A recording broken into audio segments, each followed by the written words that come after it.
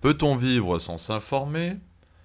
Donc séance 3, la Chine et la censure d'Internet. Sur cette vidéo en rouge apparaît ce que vous devez vous inscrire sur votre dossier, votre livret de cours.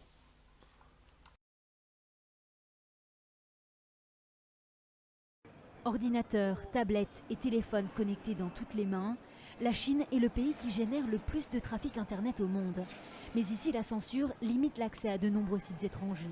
Les Chinois vivent derrière ce qu'ils appellent le mur, une grande muraille numérique.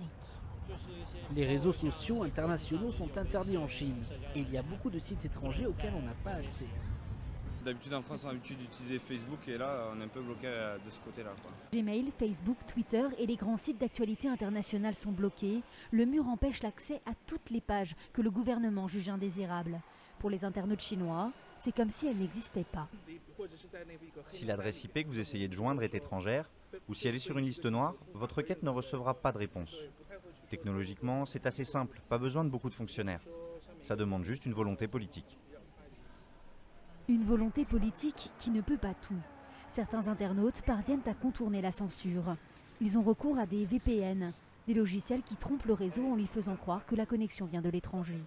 Tout Internet devient alors accessible. Vous voyez là, mon VPN est connecté. J'ai accès à Google comme moteur de recherche, je peux lire le New York Times, aller sur Twitter, Facebook, Instagram. Tout ça c'est bloqué normalement. Mais l'usage de ces VPN reste marginal en Chine. Les plus performants sont payants et peu de gens savent les utiliser. L'immense majorité des 1,4 milliard de Chinois restent bloqués derrière la grande muraille numérique.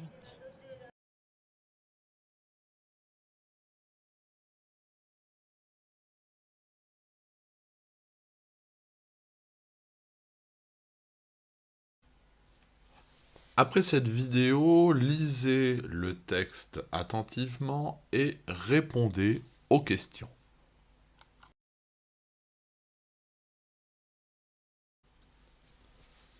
Quel est le thème du document? De quel pays est-il question?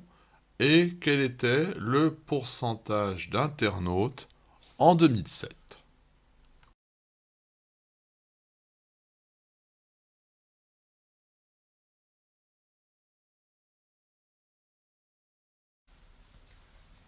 Bon, ce texte traite du développement d'Internet, mais aussi de toutes les volontés d'un gouvernement de contrôler le développement de ce dit Internet. Et évidemment, il s'agit de la Chine, encore une fois, comme dans la vidéo, dans ce document.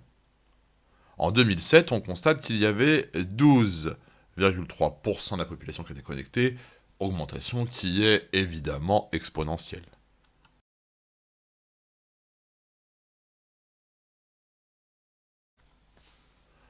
Comment le gouvernement chinois surveille-t-il Internet?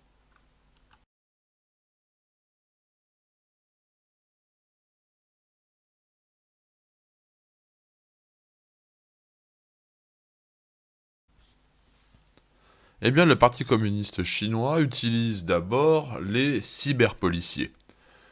Donc, avec Internet, c'est un espace de liberté qui s'ouvrait pour la population chinoise. Et le gouvernement, voulant conserver son pouvoir, n'a pas eu d'autre choix que de censurer. Et donc, surveiller la toile par les cyberpoliciers, mais aussi parce qu'ils ont appelé la Grande Muraille, le Grand Mur, pour contrôler les accès.